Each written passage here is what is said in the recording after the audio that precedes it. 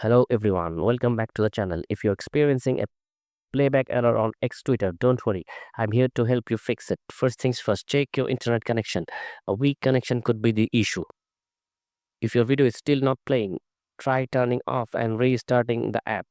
Simply close it and then reopen it. You might also want to clear all your open apps and restart X Twitter to see if that helps. If the problem persists, the next step is to make sure your app is up to date. Head over to your app store, search for X Twitter, and check if there's an update available. If you see update, go ahead and tap on that update app. Once updated, the error should be fixed. Still no luck. Let's try clearing the app's cache. Go to your device setting, find apps, then locate X Twitter in the list.